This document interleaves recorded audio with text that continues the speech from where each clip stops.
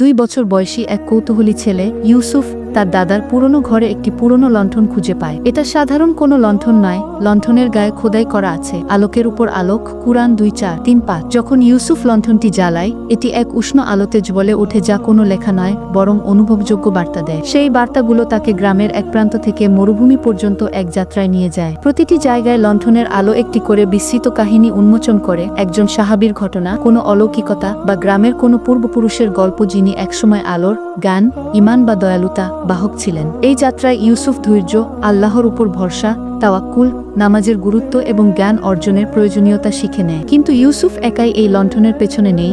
এক লোভী প্রাচীন জিনিস সংগ্রাহক ও লণ্ঠনের শক্তি লাভের জন্য তার পেছনে লেগে থাকে। গল্পের চূড়ান্ত মুহূর্তে ইউসুফকে একটি কঠিন সিদ্ধান্ত নিতে হয়, লণ্ঠনটি লুকিয়ে রাখবে কি না, নাকি গ্রামের একটি বড় বিপদ থেকে সবাইকে রক্ষা করতে লণ্ঠনের শেষ আলোটি ব্যবহার করবে। শেষ পর্যন্ত সে বুঝতে পারে, সত্যিকারের কি আলোক লণ্ঠনে নয়, বরং আল্লাহর হেদায়েত ও কুরআনের ভিতরেই।